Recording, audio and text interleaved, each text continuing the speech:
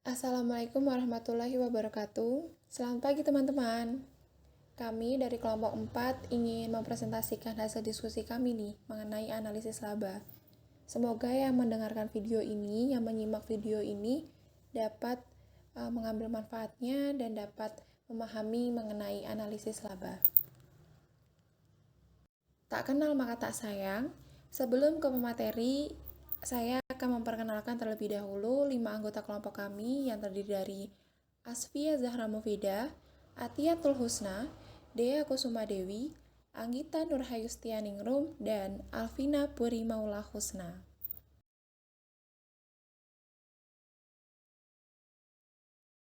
Materi pertama mengenai pengertian laba kotor. Apa sih laba kotor itu?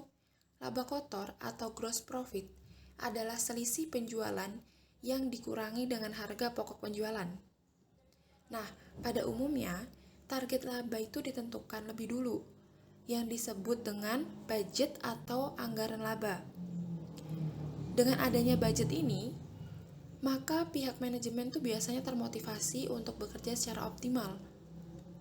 Lah, lalu, mengapa kita harus analis laba kotor? Kita perlu menganalisis laba kotor karena kita harus mengevaluasi terhadap perubahan laba kotor dari satu periode kepada periode lainnya. Atau biasanya kita mengevaluasi terhadap laba kotor yang dianggarkan atau budget dengan realisasi yang aktual. Bisa dipahami ya? Baik, untuk slide selanjutnya yaitu berkaitan dengan manfaat laba kotor. Manfaat dari analisis laba kotor diantaranya adalah yang pertama yaitu untuk mengetahui penyebab dari naik turunnya penjualan ataupun harga pokok penjualan. Kemudian yang kedua, sebagai bentuk pertanggungjawaban bagian penjualan ataupun pemasaran ataupun bagian produk untuk harga pokok penjualan.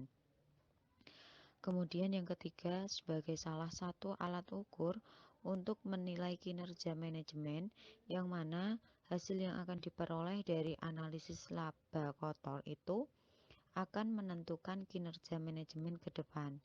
Apabila manajemen sekarang berhasil, akan dipertahankan atau dipromosikan ke jabatan yang lebih tinggi. Sebaliknya, apabila manajemen sekarang itu dianggap gagal, maka akan diganti dengan manajemen yang baru. Selanjutnya mengenai fungsi analisis laba. Terdapat dua fungsi dari analisis laba ini. Yang pertama adalah menjadi bahan evaluasi keuangan.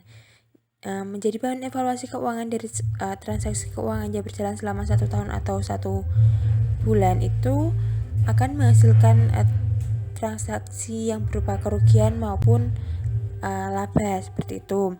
Untuk fungsi yang kedua yaitu mengetahui perkembangan perusahaan. Perkembangan perusahaan itu bisa dilihat dari kondisi keuangan perusahaan. Jika lebih besar keuntungan atau labanya daripada kerugian, maka prospek perusahaan ke depan itu akan semakin meningkat. Sebaliknya, jika kerugiannya itu lebih besar daripada labanya, maka dapat dilihat prospek perusahaan ke depannya itu akan semakin menurun seperti itu. Slide selanjutnya kita akan membahas mengenai unsur-unsur analisis laba. Dalam unsur-unsur ini terdapat 4 unsur, yaitu yang pertama adalah pendapatan atau revenue. Pendapatan atau revenue ini berupa peningkatan aktiva atau arus masuk perusahaan yang dihasilkan dari kegiatan operasional. Lalu yang kedua ada beban atau expense. Nah, arus keluar atau pemakaian aktiva akan memunculkan liabilitas dalam suatu periode tertentu dikarenakan pengiriman ataupun produksi barang. Itu merupakan pengertian dari beban. Lalu yang ketiga ada keuntungan atau profit. Di sini dikatakan bahwa adanya peningkatan ekuitas karena adanya transaksi yang dilakukan oleh perusahaan atau yang dihasilkan dari pendapatan perusahaan. Lalu yang terakhir atau yang keempat itu ada kerugian atau loss. Ini merupakan penurunan ekuitas karena adanya transaksi yang dilakukan oleh perusahaan atau akibat dari beban dan pendistribusian kepada pemilik perusahaan. Selanjutnya, saya akan menjelaskan mengenai teknik analisis. Nah, sebelum menganalisis laba kotor, pertama yang harus dilakukan adalah menetapkan selisih laba kotor antara satu periode yang satu kepada periode yang lain, atau antara laba kotor budget dengan realisasinya. Terdapat dua faktor yang menyebabkan selisih laba kotor. Yang pertama, faktor penjualan. Faktor penjualan ini dapat disebabkan harga jual persatuan dan kuantitas atau volume penjualan. Perhitungan pada faktor penjualan ini terdapat dua rumus. Rumus yang pertama adalah SHJ sama dengan HJA persatuan dikurangi HJB persatuan kemudian dikali VPA, di mana SHJ adalah selisih harga jual, HJA adalah harga jual aktual persatuan, HJB adalah harga jual budget persatuan, sedangkan FPA adalah volume penjualan aktual atau realisasi.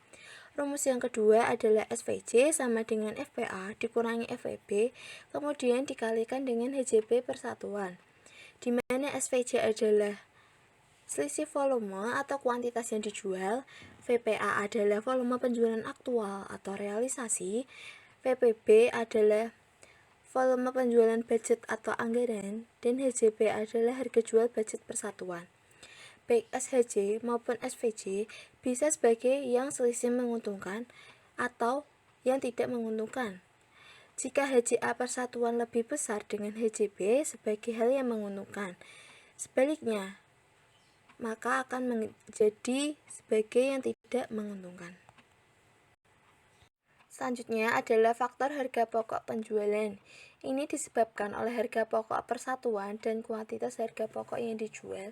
Untuk mempermudah perhitungan pada faktor harga pokok, perhitungan faktor harga pokok penjualan ini ada dua rumus. Yang pertama, SHPJ sama dengan HPA min HPJB, kemudian dikali FPA.